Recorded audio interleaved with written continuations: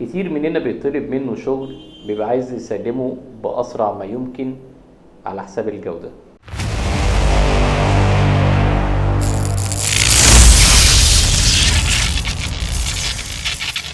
اهلا وسهلا بيكم، انا احمد عثمان معاكم في دخول مفاجئ من اكشن فور ميديا.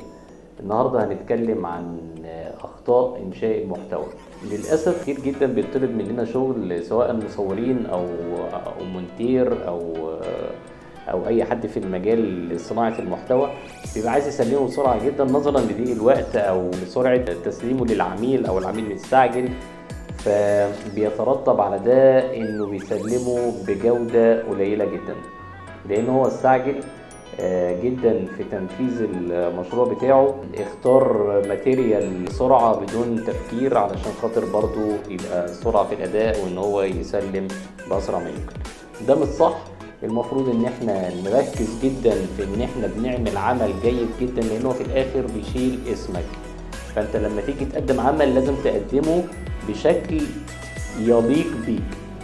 اولا لازم تختار المشاهد بعناية كويس جدا، لازم تحافظ على جودة الصوت، لازم تحافظ على الميوزك اللي انت بتقدمها وان هي بتكون بتلائم العمل نفسه. يعني اخطاء انشاء المحتوى اللي احنا هنتكلم فيها النهارده، بنشوف دايما الناس بتطلع كده تعمل بيقدموا عمل حلو جدا جدا جدا، ولكن للاسف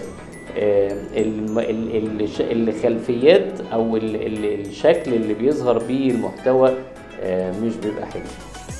ده ليه؟ ده لانه هو علشان خاطر بيبقى بيجي يستعجل في ان هو بيصور، ما بيفكرش هو بيصور ازاي او عايز هو بيصور وخلاص، وده مش صح برضه.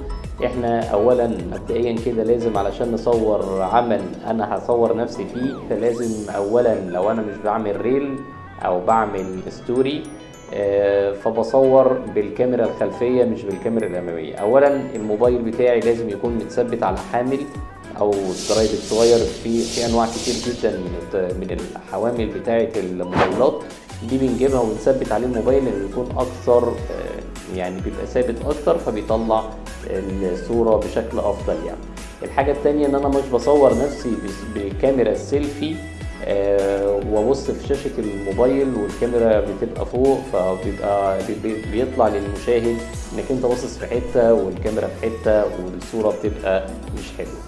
تاني حاجة ما تقربش الموبايل جدا منك وانت بتصور يعني ما تقربوش من وشك قوي لانه بيظهر جدا وشك ضخم جدا مالي الشاشة وده مش صح.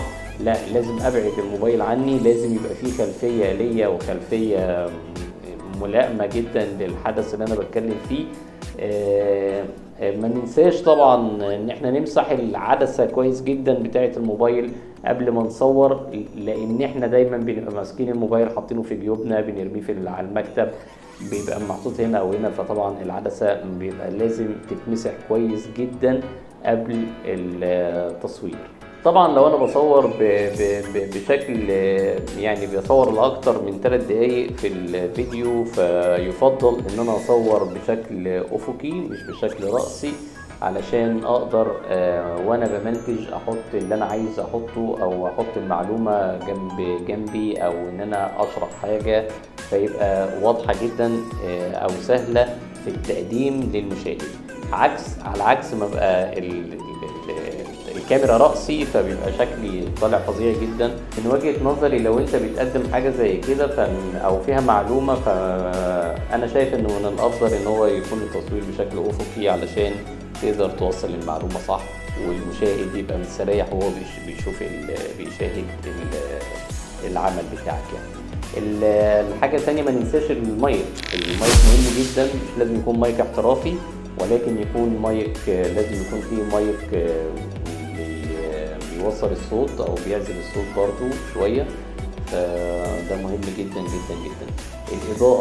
الإضاءة مهمة جدا، لازم يكون عندي وحدة او وحدتين إضاءة. مش لازم نجيب برضو مش لازم اقول لك نجيب إضاءة من الغالية قوي او مش لازم نجيب حاجات فظيعة. يعني احنا ممكن باسلوب لطيف جدا ممكن نشوف مثلا عن طريق لمبة ليد عندي في البيت المهم يكون انا الوش نفسه واضح في التصوير، المهم يكون عندي مفيش حتت ضلمة، مفيش حتت مش لطيفة، يبقى الإضاءة مسيطرة على المشهد أثناء تقديم المحتوى.